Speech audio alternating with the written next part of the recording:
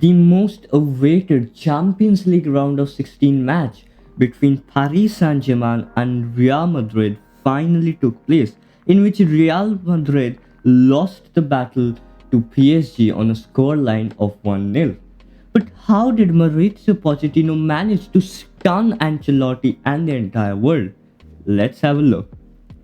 Let's start off by looking at the starting lineups chosen by both the managers as shown on your screen right now.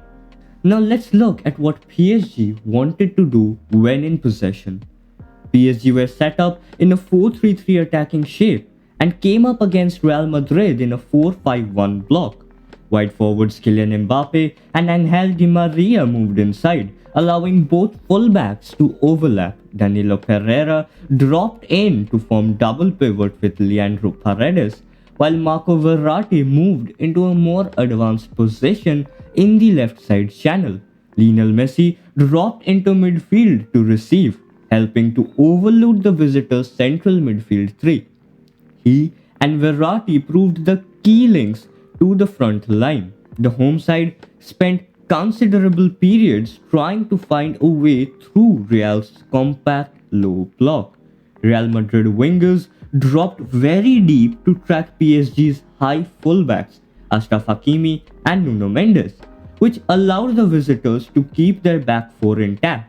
Di Maria and Mbappe then looked to get on the ball on the outside of Madrid's central midfield three, where Real's fullback were reluctant to follow them. Mbappe had a lot of joy getting on the ball in space, particularly in the first half.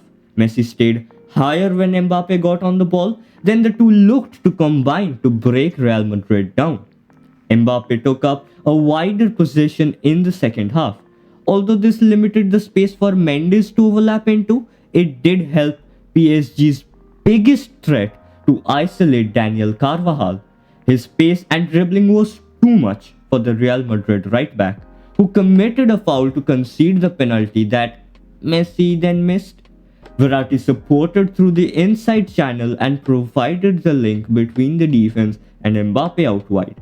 Paredes then acted as a single pivot with Danilo dropping into the back line to deal with Vinicius Jr.'s threat on transition.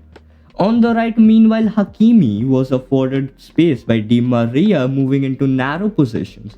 He was often PSG's highest attacker, with Messi dropping into the central midfield. Neymar was introduced into the front line for the final 20 minutes. He, Mbappe and Messi all remained central, while the fullbacks provided the team's attacking wing. Messi and Neymar particularly linked very well, and PSG consistently broke through Real's central midfield three in the late stages. Quick combinations then threatened the visitors' backline, with Mbappe as the highest central attacker looking to threaten the space in behind and around the sides of the centre back. The pressure proved too much for Real, and a superb piece of individual skill from Mbappe on the left led to the goal that secured a narrow victory. Now let's look at what Real Madrid looked to do in possession. In their attempt to establish spells of possession, Real Madrid's 4-3-3 structure sometimes converted into a 4-2-2-2.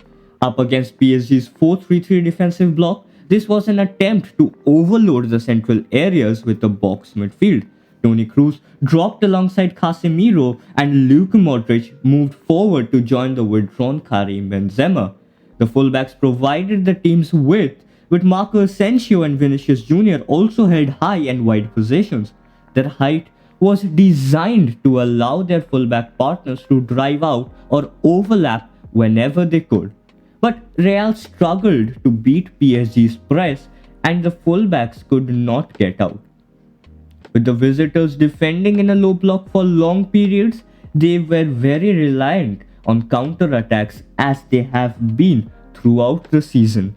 On the left, Vinicius cheated with his position, hoping to run in behind anytime the backline or central midfield regained possession.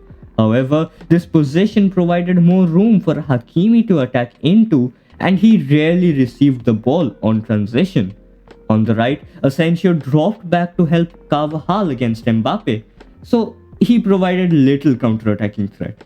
Instead, following a midfield regain, Asensio moved narrow to provide an extra passing option as PSG pressed aggressively. Benzema also dropped to disrupt the two PSG centre-backs and Vinicius ran in behind. Danilo covered behind Hakimi and did a very good job of nullifying Vinicius' threat.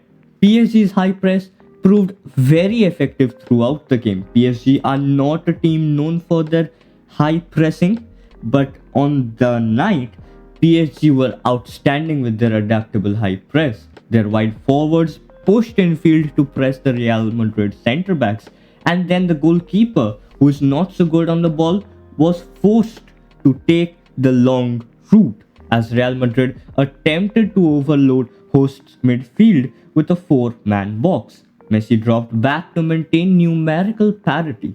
However, with Danilo having moved over to cover Vinicius' threat on Real's left, PSG had to adapt the positioning of the centre backs. One moved out to the left side to cover Asensio, with the other pushing up to follow Benzema.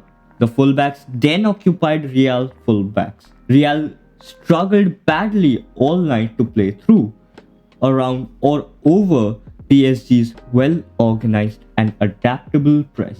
Shakespeare says, "It is a tale told by an idiot, full of sound and fury, and when it's put that way, it doesn't seem so bad after all."